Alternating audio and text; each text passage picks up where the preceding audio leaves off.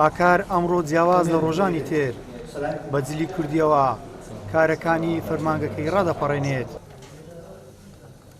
دڵخۆشە ئەمڕۆ بە جلی کوردی ئەرکەکانی جێبەجێ دەکات و داوا دەکات لە بەرکردنی جلی کوردی تەنیا بۆ یەک ڕۆژ نەبێت بەڵکو هاوشێوەی جلی فەرمی لە فەرمانگەکانی حکومی و تەنانەت لە ناوەندەکانی خوێندن و زانکۆکان پۆشینی جلی کوردی ئاسایی بێ.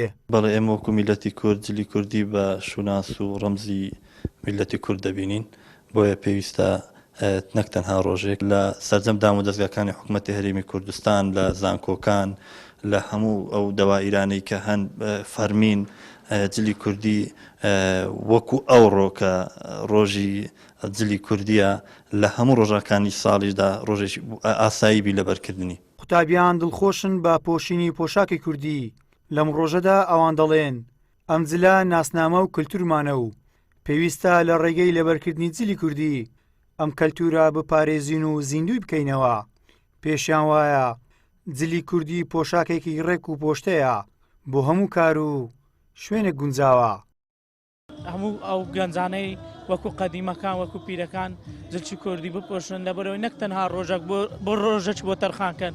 جلکی کوردی جلکەکی نەتەوەیە، جلکەکی فەڕاعە، یعنی کەشخەی ئینسانیەت دەردەخات، ئەو ئینسانە کەشخەی و پۆشتەی دەکات و ڕێشی دەکاتەوە. حەزمانێ بە جدی هەموو خەڵکێک جلی کوردی بپۆشێ. جلی کوردی بەڕاستی جلێکی پۆشتەیە و هەروەها ڕنگ و بەهاری تێدایە لە هەموو دام و دەستگاکان لە ماڵەوە لە دەرەوە. بە جدی جلی کوردی ڕۆژێکی تایبەتی خۆی هەیە، خۆشیەکی خۆی هەیە. هەموو خەڵکی وەڵاهی تەنها نەک بڵێن یەک ڕۆژێ جلکی کوردی بپۆشن، حەزمانێ هەموو ڕۆژێ جلکی کوردی بپۆشن. بە جدی جلکی کوردی جوانێکی تایبەتی خۆی هەیە، هەروەها با بڵێن لە ڕووی پوختەیەوە پوختە. لە هەرێمی کوردستان بە فەرمی دەی ئادار وەک ڕۆژی جلی کوردی دیاری کراوە و لەلایەن پەرلەمانیشەوە ئەم ڕۆژە بە فەرمی وەک ڕۆژی نەتەوەی جلی کوردی پەسەند کراوە.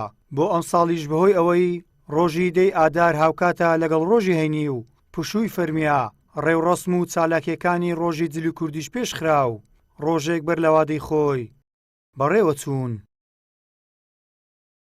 گەیلان سابیر، کەناڵی پەیام، هەولێر.